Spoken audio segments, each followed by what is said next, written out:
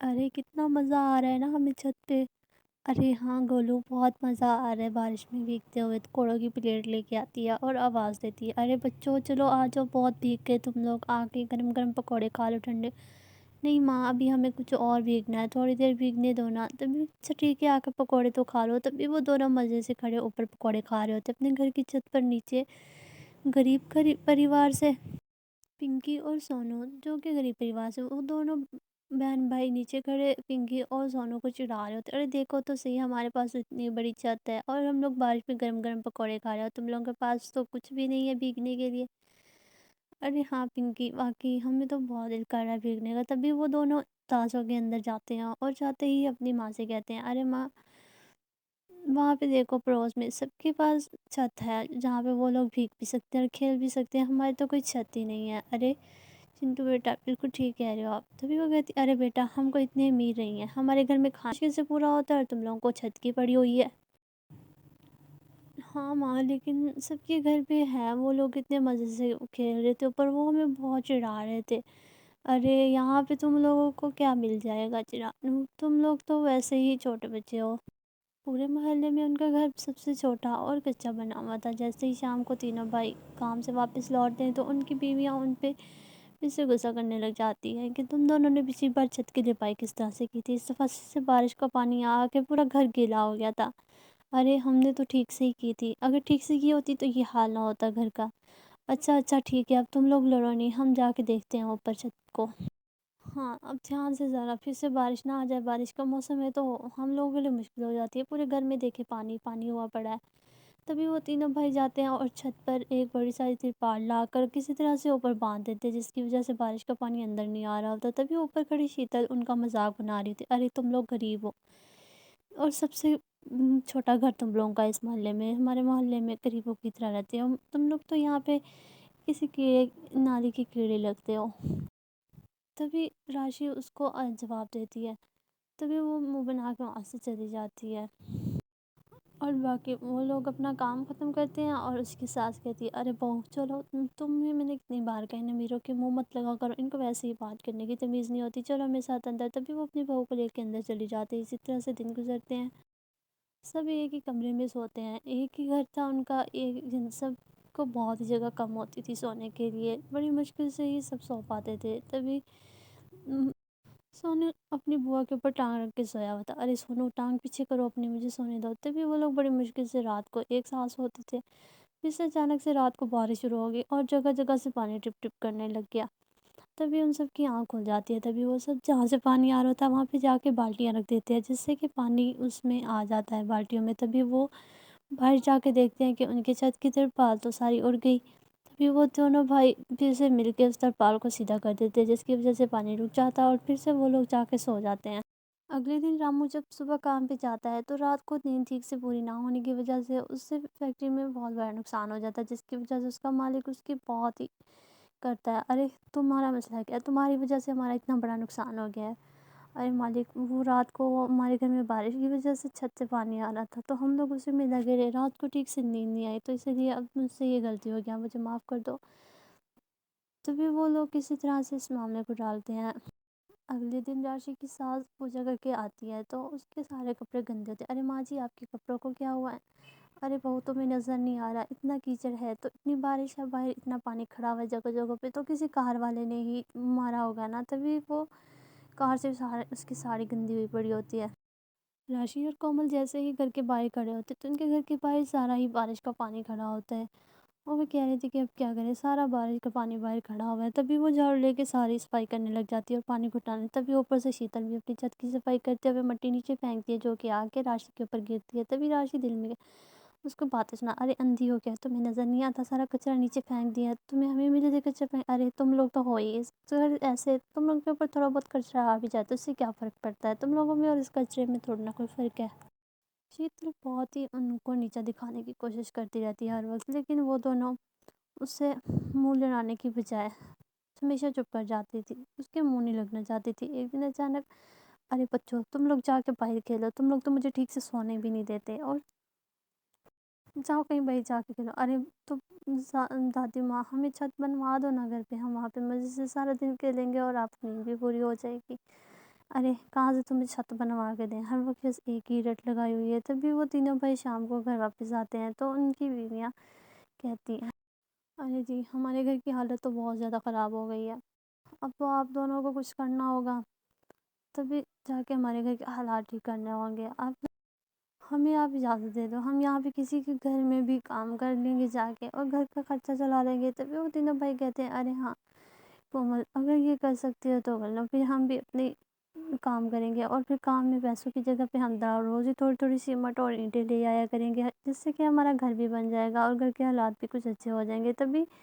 وہ سب ایسے ہی کرتے ہیں اور پھر اگلے دن رامو شام اور دونوں بھائی جا کے اپنے مالک سے بات کرتے ہیں کہ ہمیں وہ مزدوری کی جگہ پہ روز تھوڑی سیمٹ اور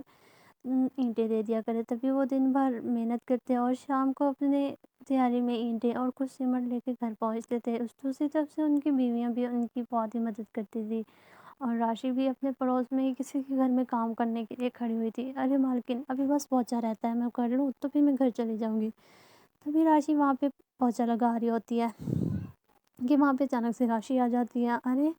اچھا تو یہ تمہارے گھر کام کرتی ہے، یہ ہمارے گھر کی وہی پڑوس غریب ہے جو کہ جس کی میں تمہیں بتاتی تھی، اچھا شیتل جی وہی ہے جس کے بارے میں تم باتیں کرتی تھی، ارے تم باتیں کیا سن رہی ہو ہماری، جاؤ جوس لے کے آؤ۔ تبھی راشی جاتی ہے، نہ چاہتے ہوئے بھی وہ شیتل کے لیے جوس بنا کے لے کے آتی ہے اور شیتل جان بوجھ کے تھوڑا جوس نیچے گرا دیتی ہے راشی کو نیچے کھانے کے لیے، ارے او راشی نیچے سے جوس گر گیا، تھوڑا سا ایسے کرو کہ تم یہ صاف کر دو جلدی سے۔ راشی کو بہت زیادہ غصہ آتا ہے لیکن وہ پھر اپنے کام کی وجہ سے چپ کر جاتی ہے اور پھر شیتل ہر دوسرے دن اسے تنگ کرنے آ جاتی تھی وہاں پہ۔ اسی طرح سے راموس کے دونوں بھائیوں نے مل کے کافی ساری سیمنٹ مٹی اور اینٹیں اکٹھی کر لی تھی گھر کے لیے، جسے اب بس بنانے کی یہ ضرورت تھی۔ ہمارے گھر میں اب کافی ساری سیمنٹ اور اینٹیں تو اکٹھی ہو گئی ہیں، وہ ہم لوگ گھر بنا سکتے ہیں اپنا آرام سے۔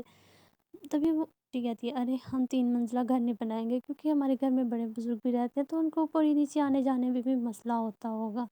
تبھی اس کی بڑی ساس کہتی ہے ارے شکر ہے تم لوگوں کو ہمارا بھی خیال آیا ہے، زندگی میں پہلی بار کام کی بات کی ہے تم لوگوں نے بہو۔ تبھی وہ سب مل کر آئیڈیا بناتی ہیں اور کہتی ہیں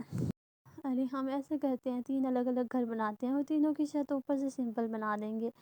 تو ہمارے گھر بھی ایک دوسرے کے ساتھ جوڑ دیں گے جو دیکھنے میں بھی بہت اچھے لگیں گے بھی کیا۔ سارا دن وہ کام کرتے اور رات کو آ کے اپنے گھر بنانے کی تیاری میں لگ جاتے ہیں۔ وہ سب مل کے اپنا گھر بنانے لگ گئے تھے اور ایسے ہی وہ لوگ دن میں سارا دن کام کرتے اور رات کو اپنا گھر بناتے۔ جیسے ہی شیتل ان کو اوپر سے گھر بناتے ہوئے دیکھتی تو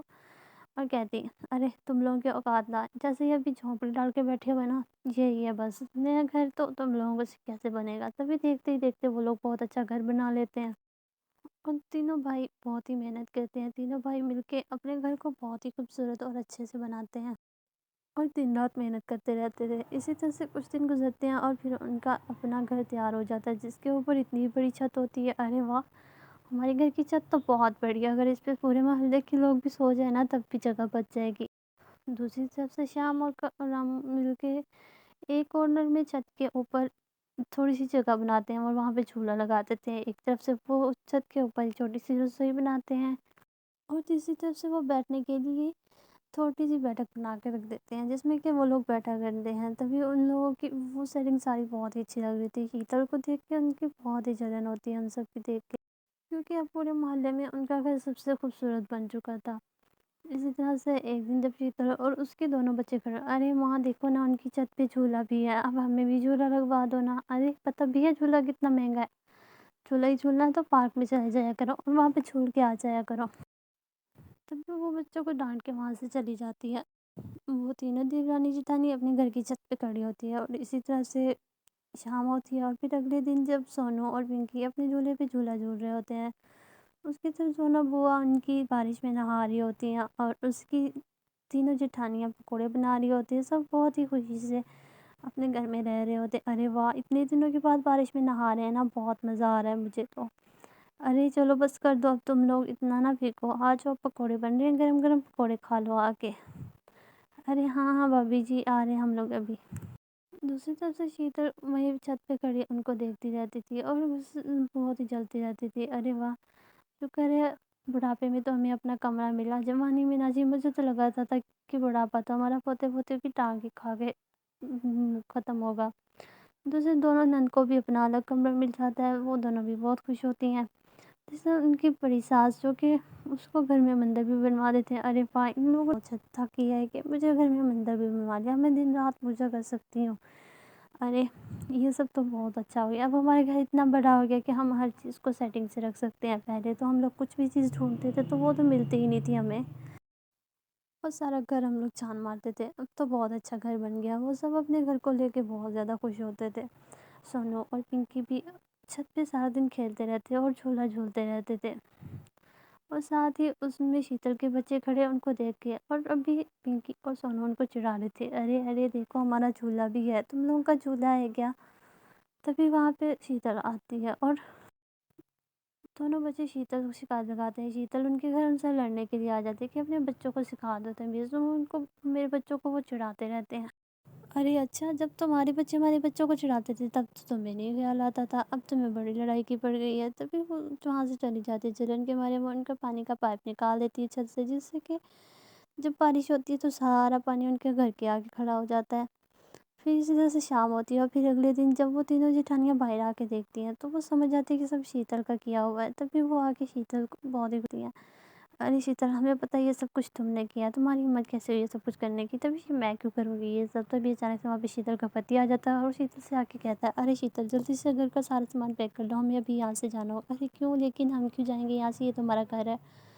ارے ہاں گھر ہمارا ہے، لیکن ہم نے جو زمین جس سے خریدی تھی یہ زمین اس مالک کی نہیں ہے، بلکہ اس نے فراڈ میں ہمیں یہ زمین بیچ دی تھی، جس کی وجہ سے اب ہمارا گھر بھی یہاں پہ نہیں رہا۔